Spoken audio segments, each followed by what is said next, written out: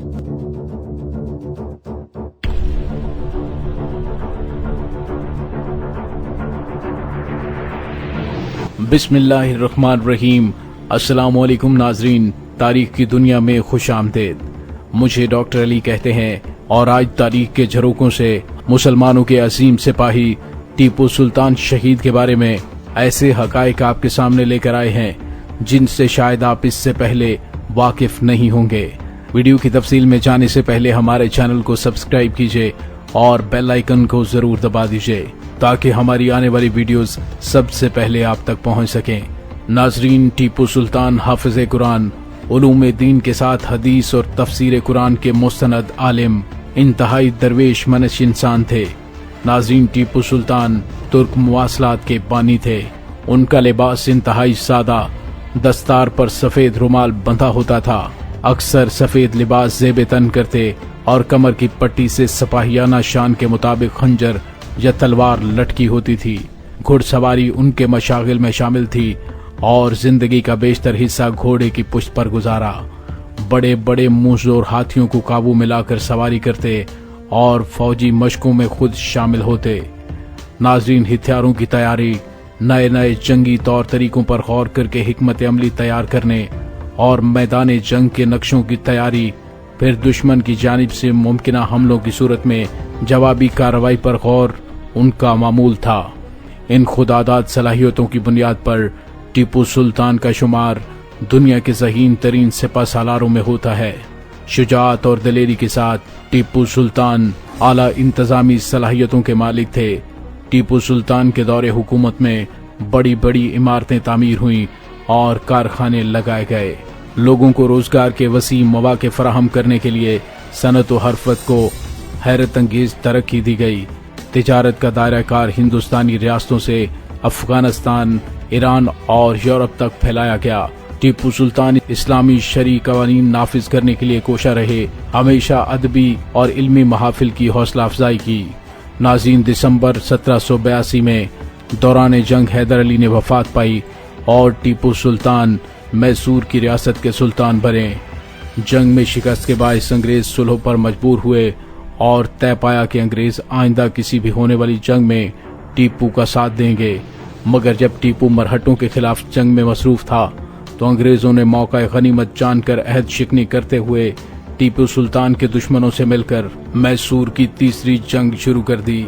हिंदुस्तानी नवाबों और महाराजों की कम हिम्मती और बेगैरती पर मबनी रवैयों, अंग्रेज की मक्कारियों और धोखाबाज पॉलिसियों के बायस टीपू सुल्तान इस नतीजे पर पहुंचा कि अगर पूरा मशरिक अंग्रेजों के खिलाफ बेदार न हुआ तो अंग्रेज पूरी दुनिया पर काबिज हो जाएंगे।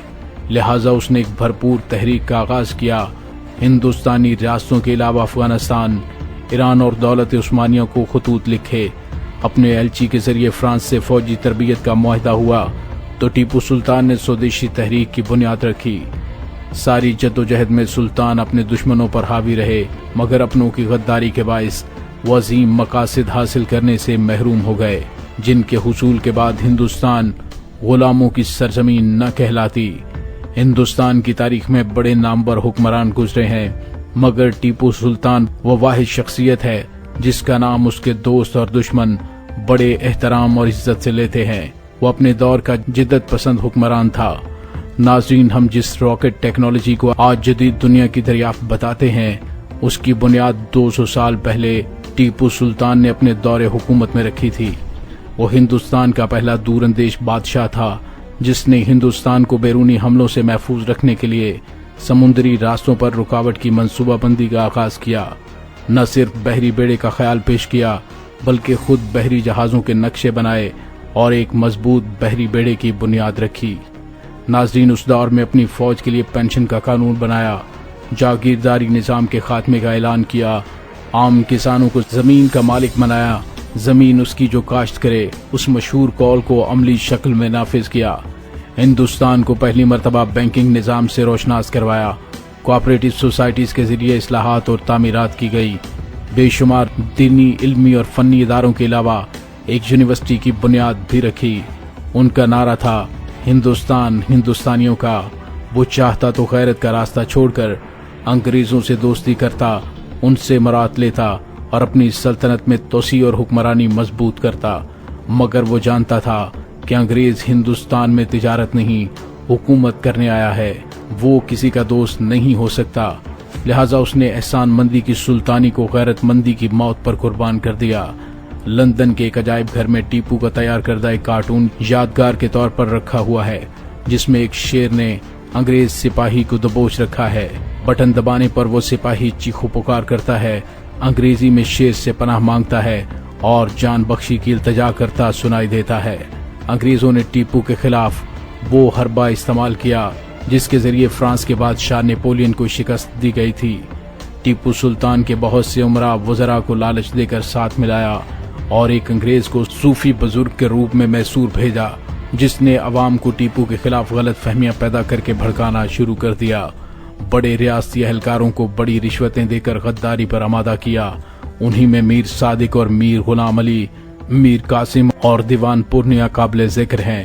سازشوں کا جال مکمل ہونے کے بعد انگریزوں نے بڑی فوج کشی کی، غداروں کی مدد سے انگریز کامیاب ہوتے چلے گئے، یہاں تک کہ میسور کا دارالحکومت سرنگا پٹم بھی محاصرے میں آ گیا۔ دیوان پورنیا اور میر صادق عین میدان جنگ میں اپنے ساتھیوں کے ہمراہ انگریزوں سے جا ملے، لہذا بطل حریت ٹیپو سلطان 4 مئی 1799 کو بہادری کی نئی داستان رقم کرتے ہوئے شہادت کے اعلیٰ درجے پر فائز ہو گیا۔ اس کے ساتھ ہی مملکت خداداد میسور کا تو خاتمہ ہو گیا، مگر آنے والی نسلوں کے لیے جدوجہد کے درخشاں باب روشن کر گیا، جس سے اسلامی احیاء کی کئی تحریکوں نے جنم لیا اور چراغ سے چراغ جلتے گئے۔ 14 اگست 1947 کو مملکت خداداد پاکستان دنیا کے نقشے پر ہمیشہ ہمیشہ قائم رہنے کے لیے ظہور پذیر ہوا، جو یقیناً حضرت شہید ٹیپو سلطان کی تمناؤں اور خوابوں کی تکمیل کی جانب رواں دواں ہے۔ ناظرین، اس کے ساتھ ہی ڈاکٹر علی کو اجازت دیجیے۔ پاک فوج زندہ باد، پاکستان بائندہ باد۔